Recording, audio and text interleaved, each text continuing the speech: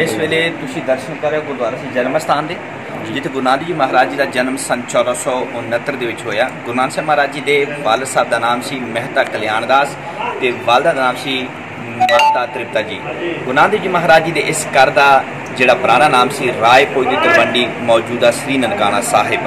और गुरु नानक जी महाराज जी के इस घर की उसारी 1804 ਦੇ ਵਿੱਚ ਹੋਈ महाराजा रंजीत सिंह के हुकूमत तो बाद।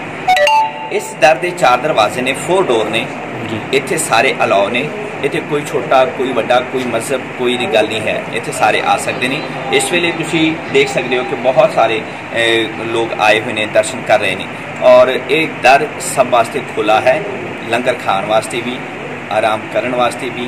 लेकिन साढ़े कवानीन के मुताबिक, गौरमेंट ऑफ पाकिस्तान के कवानीन के मुताबिक कुछ इत्थे चेंज है, यानी कि आने वेले तो तुसी आ सकते हो। जिस तरह के आराम वास्ते थोड़ा जा सिक्योरिटी पर्पज की वजह तो साढ़े थोड़ी है। बाकी अगर तुसी विदेशों च जाते हो, मतलब बाहरले देशों च जाते हो या हिंदुस्तान उत्थे तुहानू कमरा 3 डे वास्ते, यानी कि 3 दिन वास्ते मिल सकता, चाहे तुहाडा मजहब कोई भी हो।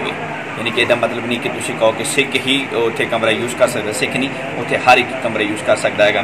और सब वास्ते एक ही गल होएगी, दाल चावल सब्जी, गोश्त इस करके नहीं है, आंडा इस करके नहीं है, शराब इस करके नहीं है कि उहदे बरकत नहीं है। बरकत मतलब कि उन्होंने शोर शराबा बन जाएगा।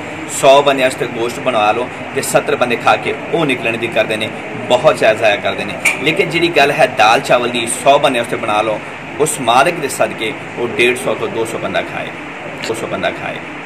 ये इस दर के असूल ने। और बाकी सारे भी यही असूल सन, माफ़ करना साढ़े वर्गे, मैं अपने ही अपने ते हाथ रखता है, और साढ़े वर्गे लोगों ने दरबारों, गुरुद्वारों, मस्जिदों खराब किया हुआ है। वरना गल किसी दी माड़ी नहीं है। सरबत दा भला, कुल दा भला, सारियां दी खैर। और इस तरह कर रब्बुल आलमीन, एक ओंकार, ओम और गॉड सारियां दे ही है।